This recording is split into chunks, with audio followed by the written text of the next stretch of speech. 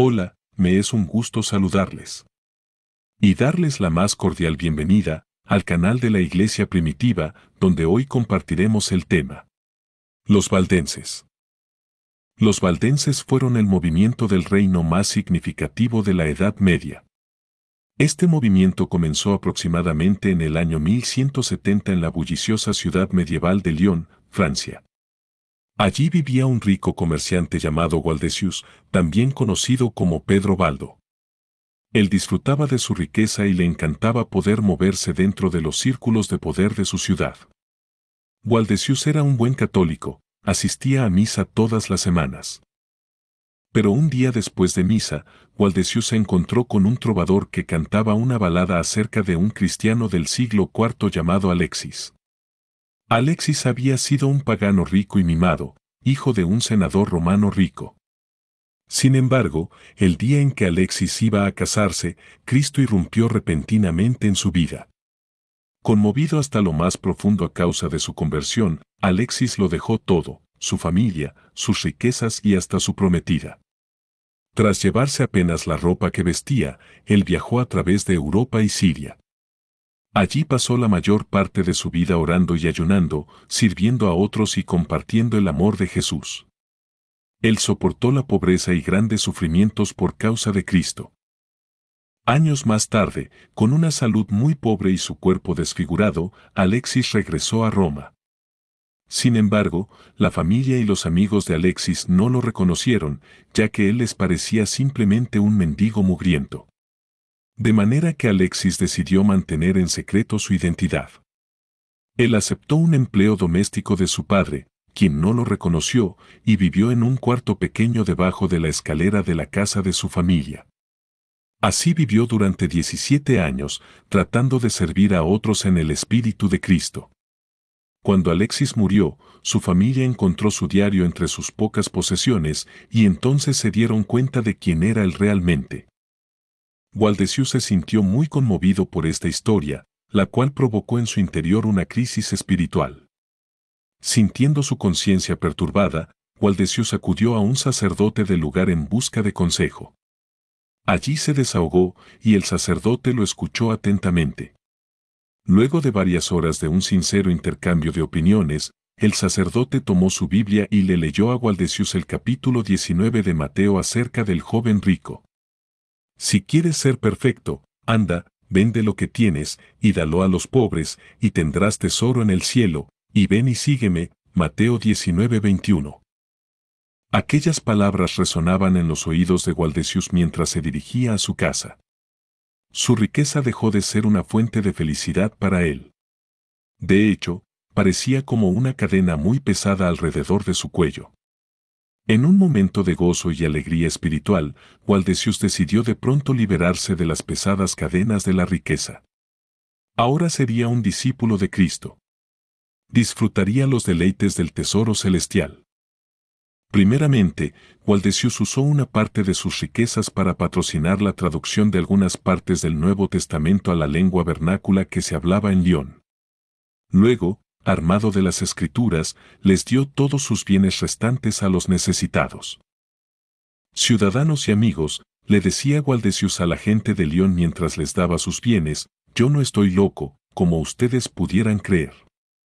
Solo me estoy librando de las cosas que me oprimían, ya que ellas me convirtieron en un amante del dinero más que en un amante de Dios.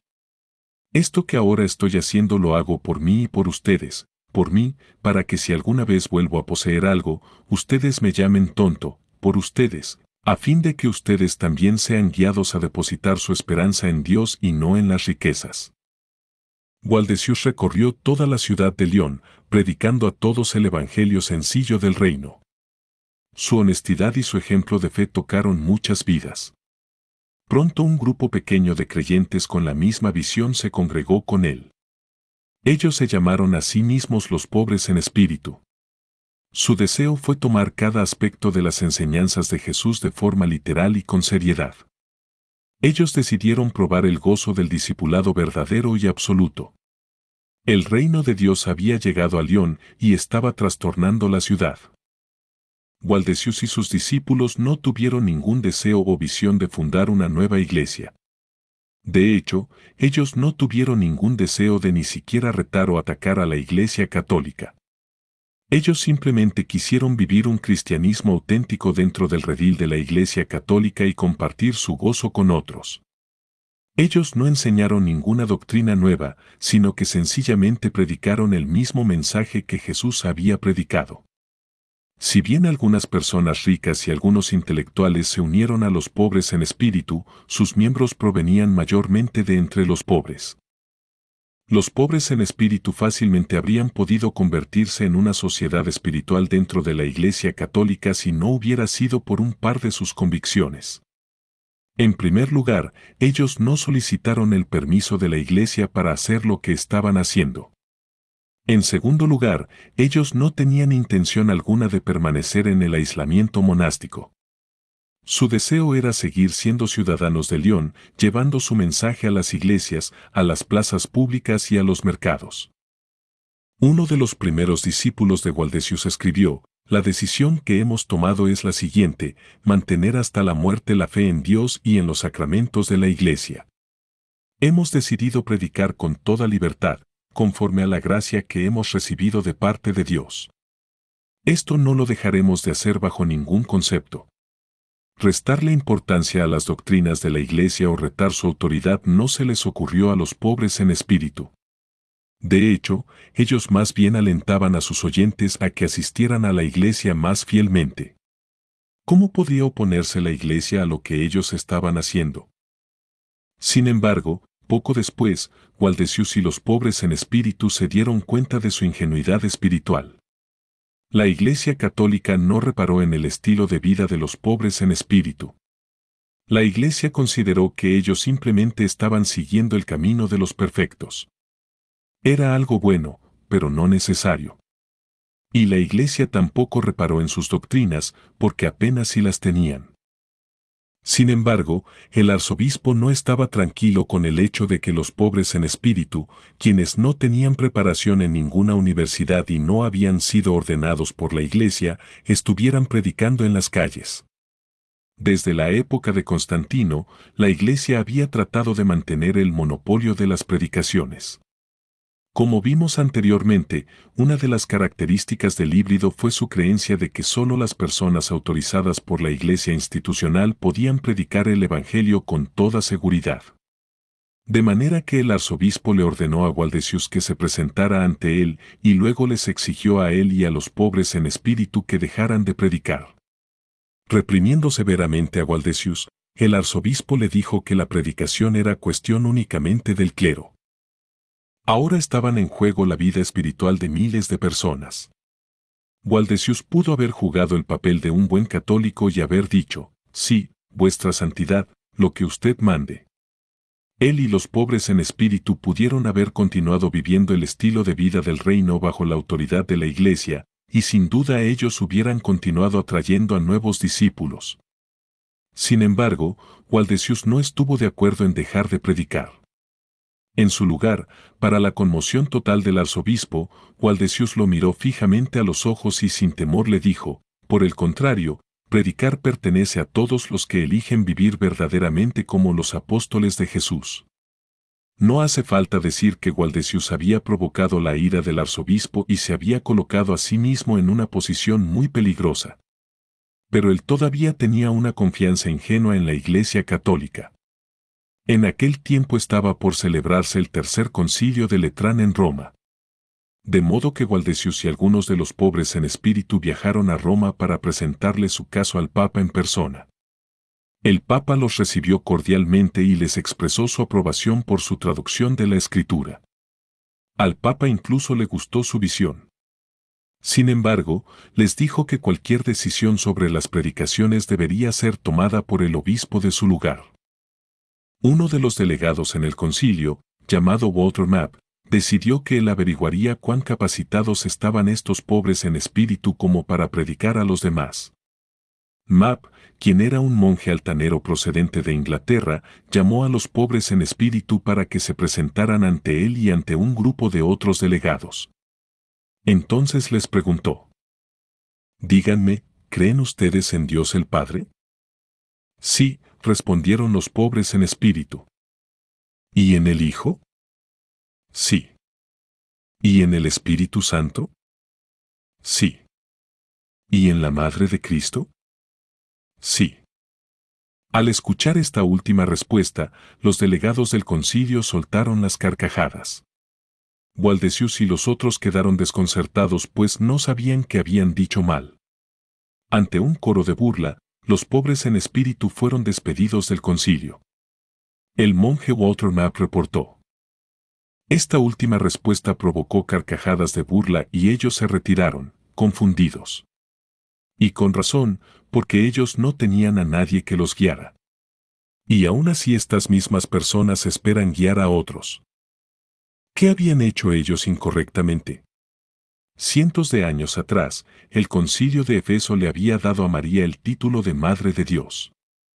Por tanto, al decir ellos que creían en la Madre de Cristo, demostraban que no estaban preparados teológicamente. Pero las Escrituras nunca se refieren a María como la Madre de Dios, y los pobres en espíritu eran gente de las Escrituras. Lo único que ellos conocían era el Evangelio sencillo del reino, y eso era todo lo que ellos necesitaban saber. Cuando Waldezius y sus hermanos cristianos regresaron a Lyon, continuaron predicando públicamente como lo habían hecho anteriormente. Incluso, se esforzaron por explicarles a las autoridades de la iglesia local que ellos no eran herejes con algún tipo de doctrina nueva. Waldezius hasta aceptó firmar una declaración de adhesión a la fe católica que le había sido presentada por un representante papal. De hecho, Waldezius solo plasmó una anotación escrita a mano en la declaración de fe papal. Su nota afirmaba que su llamado a una vida de pobreza llegó como un acto de obediencia a Jesucristo, no como un acto de perfección en nombre de la Iglesia. Sin embargo, las autoridades de la Iglesia una vez más les ordenaron a Waldezius y a los pobres en espíritu que comparecieran ante ellos. Y el clero nuevamente les ordenó firmemente que no predicaran más. En respuesta a esto, Waldezius citó de memoria las palabras de Pedro a las autoridades: «Juzgad si es justo delante de Dios obedecer a vosotros antes que a Dios, porque no podemos dejar de decir lo que hemos visto y oído». Los miembros del clero se pusieron furiosos e hicieron que las autoridades civiles desterraran permanentemente de Lyon a Waldezius y a los pobres en espíritu. Sin embargo, esto no desalentó el celo de estos predicadores del reino en lo más mínimo. Al igual que los apóstoles, ellos se regocijaron de ser perseguidos en el nombre de Cristo. Por tanto, ahora viajaban por todo el sur de Francia, predicando el Evangelio del reino en las calles y en los mercados. También escribían folletos y organizaban debates públicos. Y todavía hablaban en bien de la Iglesia Católica. La polinización cruzada. Poco después, los valdenses, como los llamaba ahora la Iglesia, se reunieron con algunos de los discípulos de los dos predicadores del reino que anteriormente habíamos mencionado, Pierre de Bruys y Henry de Lausana. Ver páginas de la 200 a la 204, capítulo 28, Waldezius pudo ver claramente que estos otros cristianos no eran herejes. Sin embargo, estos otros cristianos expresaban fuertes críticas de la Iglesia romana. Ellos atacaban a Roma por su mundanería, sus riquezas y su adquisición del poder mundano. También señalaban que la veneración de imágenes y las oraciones por los muertos no eran bíblicas. Todo esto era nuevo para Waldezius y sus discípulos. Sin embargo, como estudiantes sinceros de la Biblia que eran, ellos escudriñaron las Escrituras. Y pronto se dieron cuenta de que estas críticas eran acertadas. Por tanto, ahora ellos también comenzaron a denunciar los errores y pecados de la Iglesia. La Iglesia Católica no demoró en reaccionar. En el año 1184, el Concilio de Verona condenó a los valdenses como cismáticos peligrosos, aunque no como herejes. Al parecer, el mismo Walter Map que los había engañado con sus preguntas caprichosas metió su mano en esto. Él escribió: «Estas personas no tienen moradas fijas, sino que viajan de dos en dos, descalzos y vestidos con túnicas de lana. Ellos no son dueños de nada, sino que comparten todo en común, siguiendo la costumbre de los apóstoles. Desnudos, ellos siguen a un Cristo desnudo. Sus inicios son extremadamente humildes, pues todavía no tienen muchos seguidores. Sin embargo, si los dejamos a sus maquinaciones, terminarán echándonos a todos. Una vez más, la gente temía que los mansos y humildes trastornaran el mundo. Finalmente, en el año 1190, la Iglesia condenó a los valdenses como herejes, exponiéndolos a la represión despiadada y la muerte. Sin desanimarse, Waldesius y sus discípulos continuaron viajando a través del sur de Francia. Posteriormente, cruzaron los Alpes rumbo a Lombardía en el norte de Italia. Allí encontraron a los seguidores de Arnaldo de Brescia, otro predicador del reino del cual ya hemos hablado. Los puntos de vista de estos cristianos italianos, conocidos como los pobres de Lombardía, ayudaron a los valdenses a darse cuenta de que la Iglesia no debe involucrarse con el Estado. A su vez, el espíritu y el celo de los valdenses resultaron ser un estímulo refrescante para los pobres de Lombardía. De modo que estos consintieron en unirse a los valdenses. Los valdenses trajeron a este movimiento compuesto un fuerte celo evangelista. Los pobres de Lombardía, a su vez, trajeron al movimiento la estabilidad de la comunidad. Unidos, ellos llegaron a ser una fuerza muy revolucionaria la cual había de ser tomada en cuenta. Pero este fue un ejército sin ningún tipo de armas, excepto la palabra de Dios. Unidos, ellos estaban listos para trastornar el mundo. La perspectiva de los valdenses en la historia. Poco después que estos dos movimientos unieran sus fuerzas, Waldesius murió. Sin embargo, el movimiento continuó, debido a que estas personas no eran seguidores de Waldesius, eran seguidores de Jesús. Después de la muerte de Waldesius, los valdenses meditaron más acerca de quiénes eran y cuál era el propósito de su movimiento. Ellos pudieron ver que la Iglesia Católica había tomado un rumbo errado, pero, ¿cuándo? Al estudiar la historia de la Iglesia, los valdenses concluyeron de manera acertada que la encrucijada había tenido lugar en los días de Constantino. Los valdenses se dieron cuenta de que la historia de la Iglesia podía dividirse en dos periodos, el periodo del testimonio fiel, la Iglesia preconstantiniana, y el periodo de la traición, el periodo que comenzó con Constantino. Pero, ¿significaba esto que todos los súbditos fieles del reino habían desaparecido con Constantino? Los valdenses opinaban que no. Ellos creían que el veneno del híbrido constantiniano no necesariamente había llegado a todo miembro del cuerpo de Cristo. Un remanente fiel de la Iglesia siempre había perseverado a través del tiempo hasta llegar a sus días. La luz del reino se había oscurecido, pero nunca se había extinguido. Los valdenses llegaron a una clara comprensión de la naturaleza de los dos reinos. Ellos podían darle su lealtad suprema a los reinos de este mundo, o podían dársela al reino de Dios. Pero lo cierto era que ellos no podían dársela a ambos reinos. Por tanto, decidieron dársela al reino de Dios. Las creencias de los valdenses. Los valdenses no promovieron ningún tipo de creencias teológicas complicadas. Su sistema de creencia fue esencialmente el Evangelio del Reino. Al conocer a fondo las enseñanzas de Jesús, ellos enseñaban que nosotros los seres humanos somos capaces de hacer elecciones, y somos responsables por las elecciones que hacemos. Cada uno debe tomar la decisión de vivir según las enseñanzas de Cristo, y luego ser fiel a esa decisión. Nadie puede ser un verdadero cristiano, decían, si de veras no ha rendido su vida al señorío de Cristo. Ellos se dieron cuenta de forma acertada que las enseñanzas de Jesús eran revolucionarias y que estaban para ser vividas literalmente. De modo que enseñaron en contra de la acumulación de riquezas. También enseñaron en contra del uso de la espada, ya fuera en defensa propia o en la guerra. En obediencia a las palabras de Jesús, los valdenses se negaron a prestar juramentos, a pesar de que los juramentos eran un pilar importante de la sociedad medieval. Además, ellos se apegaron a los altos parámetros de honradez establecidos por Jesús. Llegaron a ser muy conocidos por su honradez.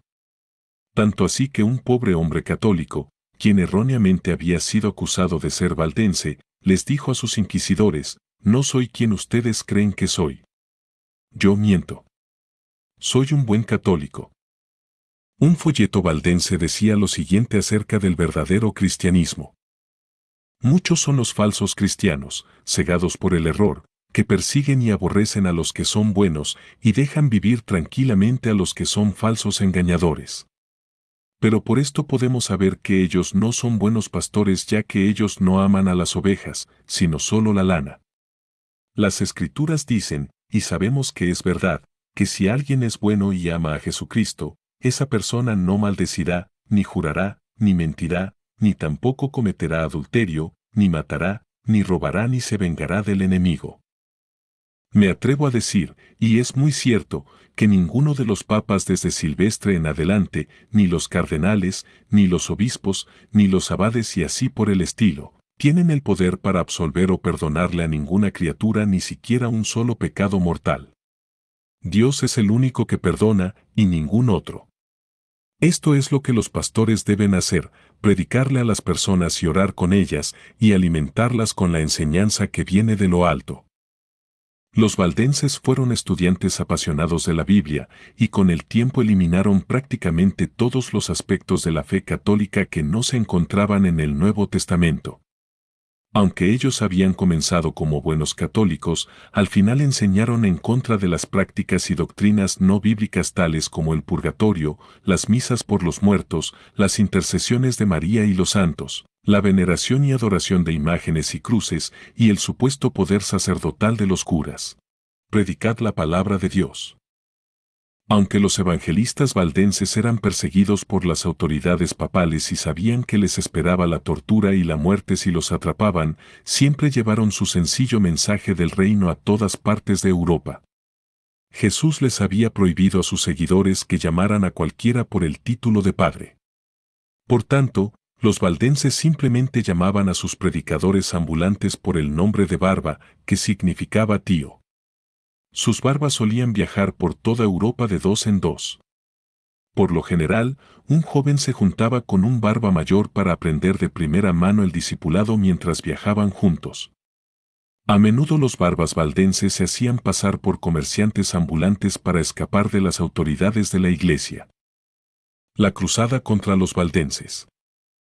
Durante casi 4 siglos, los valdenses habían vivido como animales cazados, sin saber nunca cuándo los ejércitos de la iglesia caerían sobre ellos. Varias comunidades valdenses fueron arrasadas por la espada.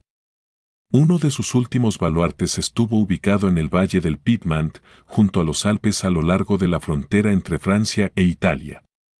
En 1488 y 1489, solo 30 años antes de la Reforma, los cruzados del Papa cayeron sobre los asentamientos valdenses en los Alpes con una crueldad indecible. Los santos cruzados católicos masacraron a todo valdense que encontraron a su paso.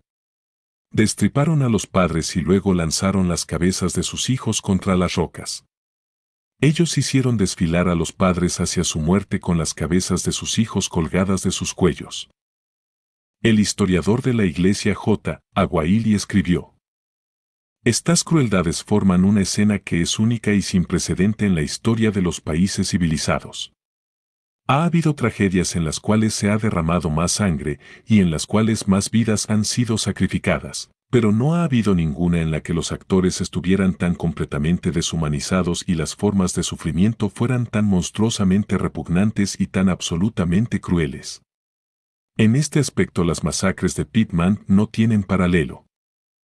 A principios de los años 1500, la mayoría de los creyentes valdenses habían sido masacrados. Sin embargo, el movimiento sobrevivió a estas horribles persecuciones, aunque solo en unas pocas localidades. Aún así, los valdenses no iban a renunciar. Las comunidades sobrevivientes inmediatamente comenzaron a imprimir folletos, haciendo uso de la nueva y fenomenal invención, la imprenta.